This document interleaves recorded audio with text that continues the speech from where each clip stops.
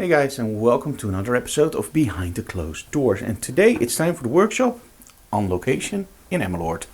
So what is the workshop on location in Emmeloord? Well, it's actually pretty simple. It's a workshop on location in my hometown Emmeloord. Now, why did I start this location workshop? Because you can go to a castle, you can do beautiful stuff. So why Emmeloord? It's very simple. A lot of photographers struggle with working on location. Of course, the first thing is the weather. Well, today we're very lucky. The other thing, of course, is finding that location. But it's also working on that location. Let's say you have this beautiful castle, and often people only think about the castle and not about the model or all the options. So by finding locations really close by, you cut down on costs, you learn your techniques, and you got some cool shots. Because trust me, even on a location like Emmeloord, you can find beautiful, beautiful shots. And that's actually the whole thing about today. Learning students that they can shoot amazing images anywhere, even in their own backyard.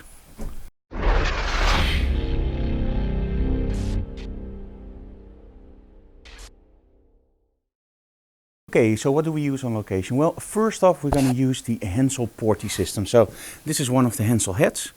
They're really nice and small, so that travels really easily. It's a long cable, and they actually run into the so-called porty system. So I have one of those over here. So this is the porty. Nice thing about it is that they use these battery packs, and you can really easily just slide them in from the side. Let me see, other side of course. And you just slide them in and you're done. So no, difficult battery changing on location. It's just a sliding system, very easy. Gives you a tremendous amount of light output, 1200 watt seconds.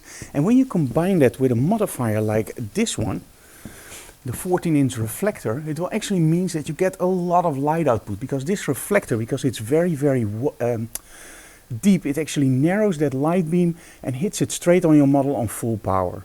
And trust me, the deep quality is amazing, because with a normal reflector, for example, you get f11. With a reflector like that, you can easily hit f16, f22. And the reason for this is because every modifier takes away a little bit of light or adds a little bit of light. Now that sounds weird. How can you add light to something? Well, by focusing that light beam, you actually get more output. What is the main advantage of more output on location? Very simple again.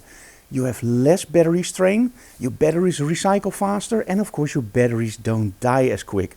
Now with the porties you can do about 350 shots on full power, but if you use something like that 14-inch reflector, you don't have to shoot on full power but maybe half power, and then you get a gazillion shots. So join us for today's episode of Behind the Closed Doors, the workshop on location in Emmeloord with our model Lois. If you like what we do, subscribe to our channel, leave comments below, and of course smash that like button.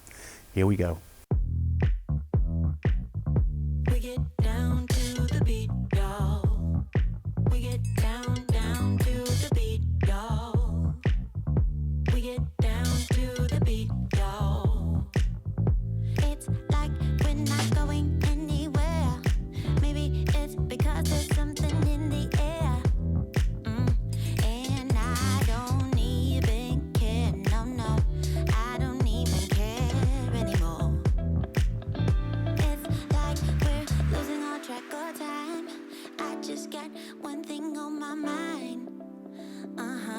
Baby, one day I'm hoping that you will be mine. Turn my life around, wow. So where do we go when everything feels like it just stays the same? Where do we go from here when everything is said and done? Oh, this is what we do.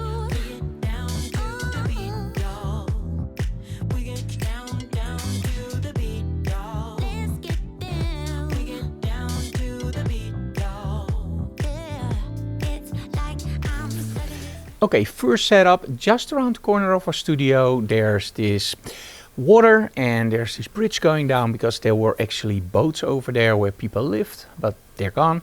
And we just used that bridge, and the cool thing is you can of course shoot from a very low angle, which I actually liked in the final shots.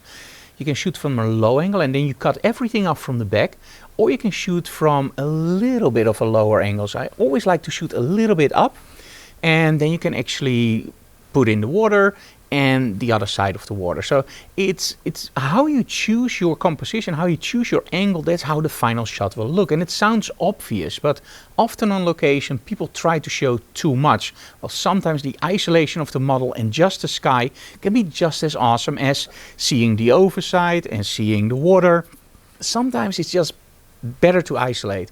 But when you shoot from a low angle, also shoot from a higher angle down. So I also shot one shot from a higher angle down. And in all honesty, I like them all. Now, when we walked back, there was this beautiful cart where they sell hot dogs or whatever. And I just saw our model and she had this almost Bret Michaels look, the frontman from Poison. And she was just standing there and I was just going like, that would be so awesome against that cart. So we also put Lois against the cart. And as you can see, while walking, you can actually find new locations. So my idea was the bridge, the staircase down. And we ended up shooting it also against the cart. And in all honesty, those images are actually better. Okay, so let's go to our next location. We used the Porty, that's 1200 watt seconds, including the 14-inch reflector. And outside, that's without a doubt my favorite modifier. Okay, let's go to the next scene.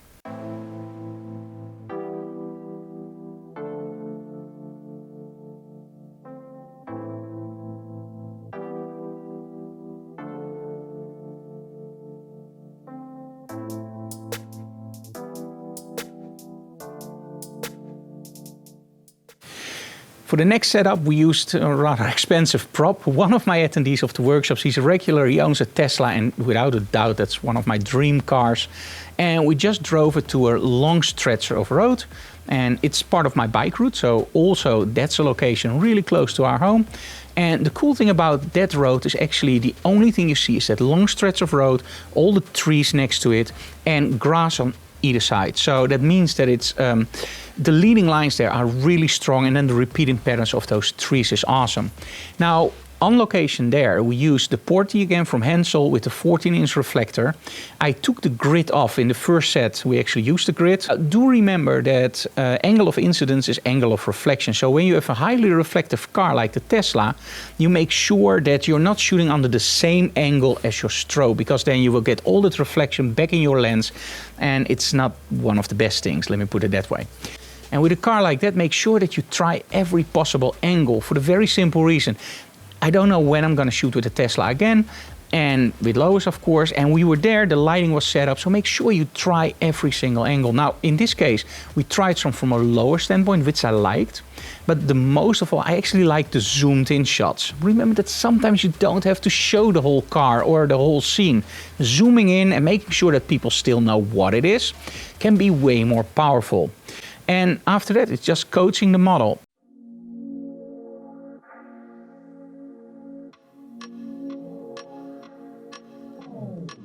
Strange brew is what we're used to. Get high on life, that's me and you. Run away to the sunset. Run away with the sky, love far behind. Strange brew is meant for me and you.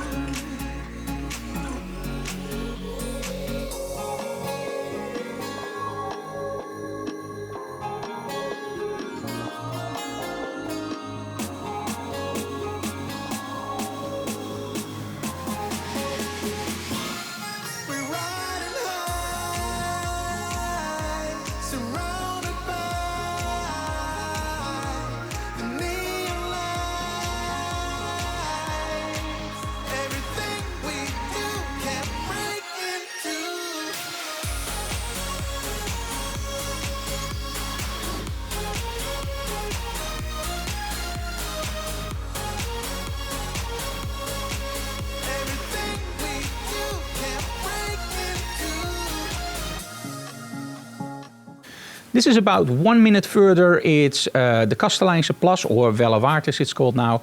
Now in this case we asked Lois to sit on the leading line, so in other words on the bridge. And I didn't even shoot it with the lake in the back. To be honest, I've shot it so many times, I think a gazillion times. So I just choose to do something that I never did there. Sit on the floor, aim it up and create some beautiful shots. And especially because Lois was wearing those really big heels, that really gave a striking shot. Also on this location, the Porti, including the 14-inch reflector, and in this location with the grid again. And I can't stress that enough, that 14-inch reflector is absolutely awesome. It's without a doubt my favorite modifier on location. It gives you so much light, and because it's a 14-inch, it's a rather big reflector. The light quality is also beautiful. So check out that 14-inch reflector, and again you can also mount it on your strobe system with a converter, but that one highly recommended. Let's go to the final scene.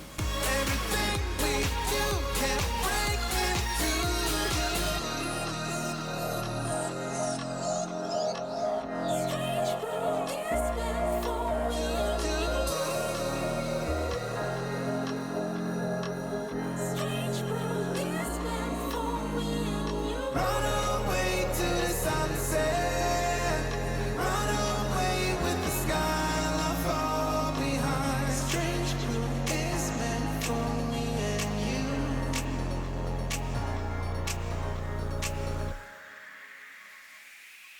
We're riding high, surrounded by the neon lights. Everything we do can break into.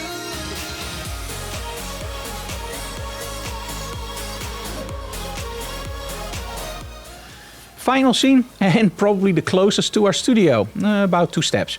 So this is straight on the other side of the road of our studio, and in this case we use the Porti and the Grand 85. So it's a beautiful softbox on location, and we actually have a beta grid in there from Light Tools. We are testing the grid for them, and if it fits right and I like the grid, they're actually gonna sell it. So make sure if you have Hensel gear to keep an eye on that Light Tools website, because very soon you guys from Hensel, including me, can also use those Light Tools grids, and they're pretty awesome. So make sure you keep that in mind. So here it was all about connection and colors. I just love the browns in that wall and the whites and the broken windows, and we just let Lois stand in front of it. Now, strobe-wise, I only used a little bit of flash, meaning it's almost natural light, but we just add a kiss of light from the strobe. Now, there were also some images I experimented with natural light. They looked great, but they didn't fit in the hole with strobe look. And they were so incredibly close. Now, normally when you work with strobes, you can do, for example, day to night and normal. And then it's clearly that it's 2 scenes. But now, because we only helped the ambient light a little bit, it just looked a little bit weird. So I made those black and whites. Okay, that was the workshop with Lois. And of course, I'm now retouching. Now, some of you guys have asked me like, hey, Frank, how do you get that little bit of crisp in your shots and that they really pop out? I'm going to show you that. It's a little bit of a secret. Now, I'm just kidding with you guys. I'm going to show you it on the monitors. Now, if you want, I can also do a video on it. But this is without the pop filter.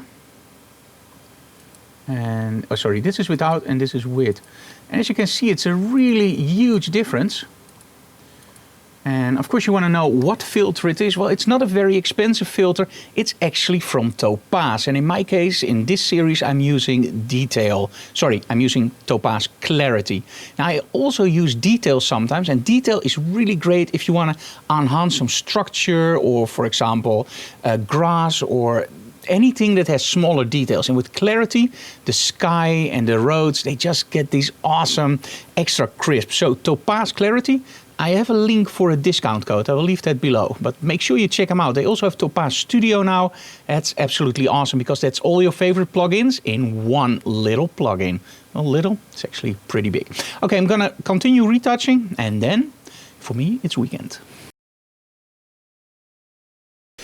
Hey guys, that was it for today. If you like this approach of Digital Classroom where I tell you a little bit more about everything, let me know in the comments below. And of course, subscribe to our channel, leave comments below, and of course smash that like button because we really like that. But most of all, tell other people about our channel. And if you really like it, check out our Patreon and support us there.